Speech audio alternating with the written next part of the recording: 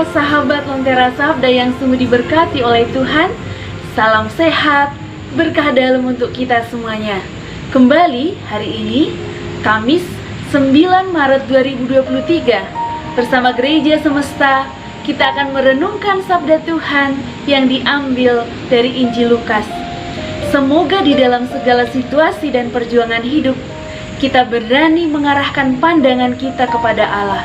Dan dengan demikian, kita diyakinkan bahwa akan ada kehidupan yang lebih baik daripada kehidupan kita di dunia ini.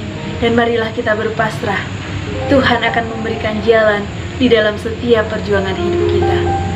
Saudara-saudariku yang terkasih, hari ini dalam bacaan Injil, kita mendengar dan membaca dua pribadi di dalam kehidupan. Satu, seorang Lazarus. Dia adalah pengemis yang penuh dengan penderitaan, penuh dengan rasa tidak mudah dan tidak nyaman di dalam hidupnya. Dan seorang lagi, orang kaya yang hidup dalam kelimpahan, yang hidup dalam kemewahan. Dan ketika saatnya kedua orang ini dipanggil Tuhan kembali, lalu kemudian Lazarus mengalami kehidupan yang bahagia bersama dengan Abraham di surga. Tetapi orang kaya ini mengalami hidup yang menderita di alam maut.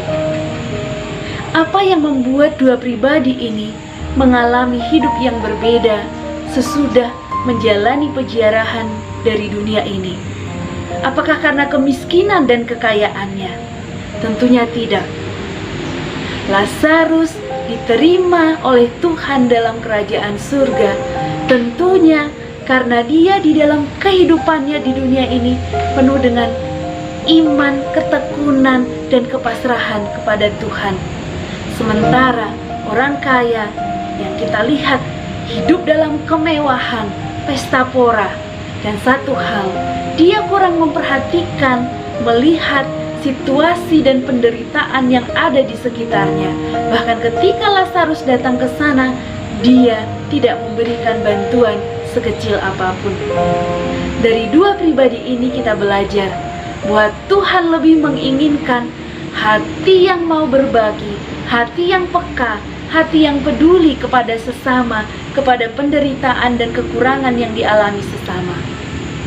Bukan soal kekayaan atau kemiskinan. Semoga di dalam hidup kita sehari-hari, kita pun menjadi pribadi yang semakin peka dan tanggap melihat situasi kebutuhan orang-orang di sekitar kita. Ada kalanya memang tidak mudah. Ketika saya pun mengalami penderitaan, ketika saya mengalami kesulitan, tidak mudah bagi saya untuk melihat dan peduli kepada mereka yang menderita. Tapi sekali lagi Tuhan katakan, mari berbuat dari apa yang kita miliki, dari apa yang bisa kita lakukan. Justru mungkin dimulai dari hal yang kecil dan sederhana. Masa Prapaskah ini adalah masa di mana kita diajak untuk bertobat, membaharui diri, semakin peka, semakin peduli, semakin terlibat dalam hidup relasi kita dengan Allah, relasi kita dengan sesama di lingkungan gereja, juga relasi kita dengan sesama di tengah-tengah masyarakat, juga kepedulian terhadap lingkungan sekitar kita. Semoga hati kita semakin terbuka untuk berbagi, peka dan peduli terhadap keprihatinan, perjuangan yang ada di sekitar kita. Berkah dalam.